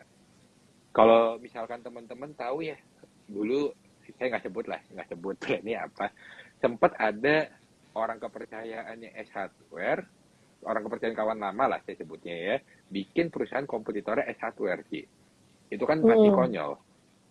Jadi dia udah merasa kayak udah tahu, oh ambilnya dari pabrik ini segala macam, jual dan lain-lain. S Hardware tinggal ngomong, oke lu produksi untuk dia, gue nggak mau ngambil lagi barang dari lu. Selesai sih, company itu tutup. Jadi S Hardware punya mod itu. Oke. Ya pokoknya saya spoil aja itu saingannya waktu itu buka store di Taman Anggrek lah. Saya nggak sebut brandnya apa, nggak enak gitu ya. Nah, jadi S Hardware tuh punya dua power. Yang pertama adalah brand Crispo-nya itu yang marginnya besar. Jadi kalau Cici ke sana produknya kebanyakan Crispo gitu kan. Orang-orang Mm-mm. pada nyangka Crispo buatan luar negeri padahal kan itu merek sendiri. Yang kedua, memang dia punya mod untuk dia bisa kendaliin si prinsipal karena dia ngambil volumenya luar biasa besar. Jadi, oke, kamu buat untuk saingan saya nggak mau lagi bikin di kamu. Dia bisa lakukan itu. Nah, jadi S hardware ya kalau turun memang menarik. Cuman saat ini sebenarnya saya mungkin berharap S hardware masih bisa turun lagi. Sebenarnya mohon maaf ya untuk teman-teman yang ada di S. Karena kalau nggak turun lagi, saya mungkin lebih pilih untuk emiten-emiten lain yang asetnya lebih menarik untuk saya. Tetapi tidak dipungkiri kalau S dikasih turun itu sih menarik untuk saya. S sih bagus sih. Gitu. Oke, turun dulu ya kalau gitu ya.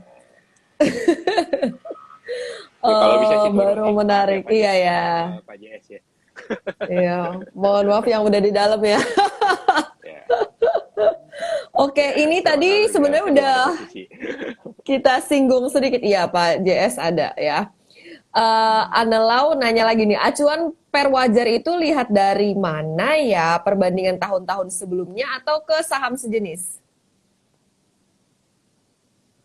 Acuan per wajar ya. Sebenarnya gini sih, per wajar itu harus agak hati-hati sebenarnya. Karena kalau saya jawab acuan pada perusahaan sejenis ketika kapan?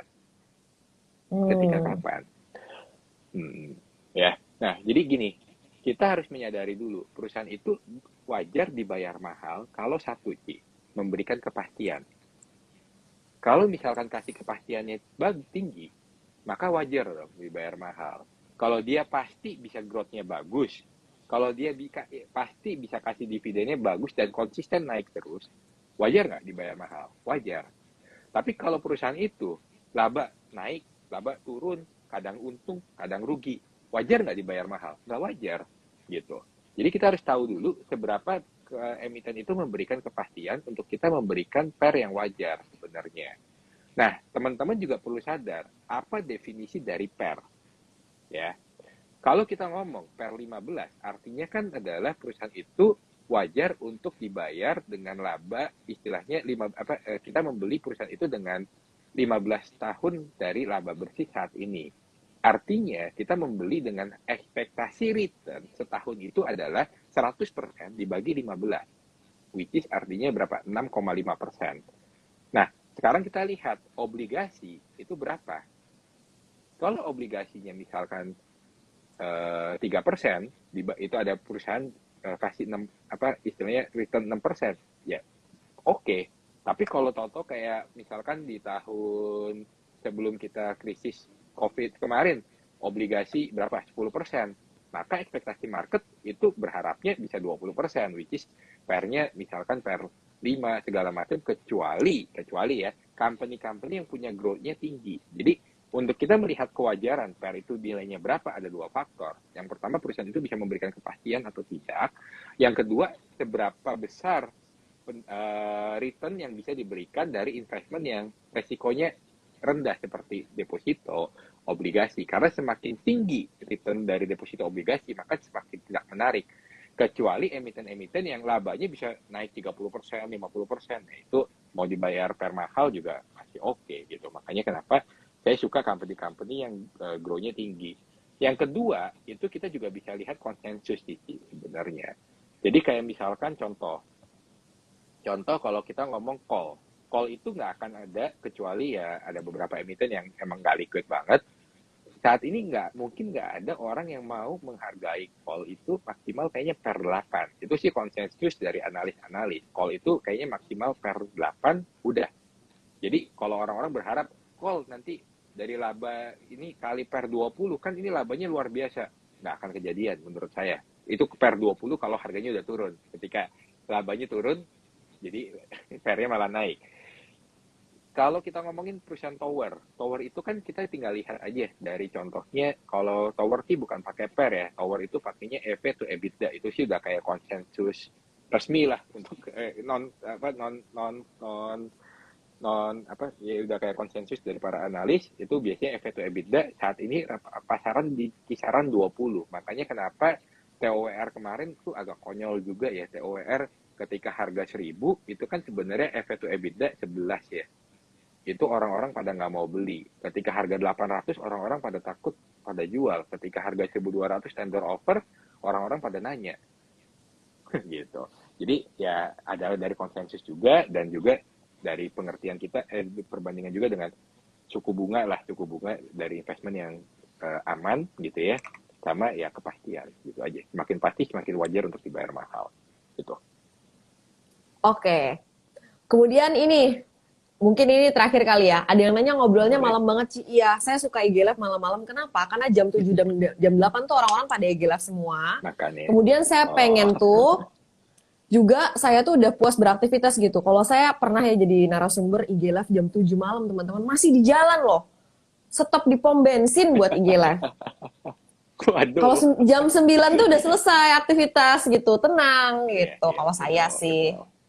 Kalau ada punya anak, anaknya mungkin udah tidur kayak gitu. Oke, kok gimana nih kok kalau dirimu ada pernah beli saham IPO apa enggak?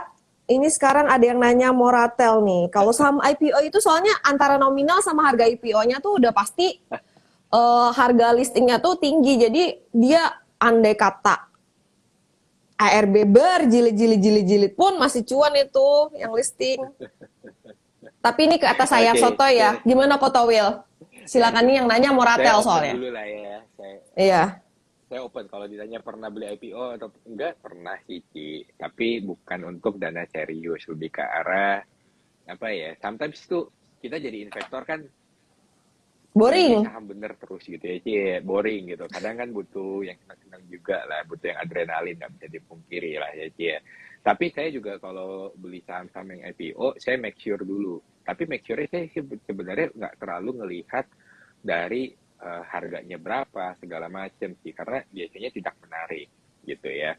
Tapi saya lebih mencari informasi ini fun-fun pada ngincer atau enggak. Jadi biasanya ngobrol lah dengan kayak Ci Alim kan juga pasti punya banyak teman-teman yang berkecimpung di market ya. Jadi ngobrol-ngobrol, oh saham ini lagi banyak nih yang ngincer segala macam. Jadi waktu itu saya masuk Wirge saya masuk, tapi Wirge bisa dapat berapa sih Ci? Itu mau beli berapa juga dapatnya cuman berapa Dikit gitu banget. kan. Dikit banget gitu kan. Nah, sekarang kalau kita ngomong Moratel tuh saya belum terlalu ngumpulin informasi. Tetapi Moratel menurut saya menarik sih untuk IPO, saya harus akui. Karena Moratel ini dijual IPO tapi dijualnya murah sih.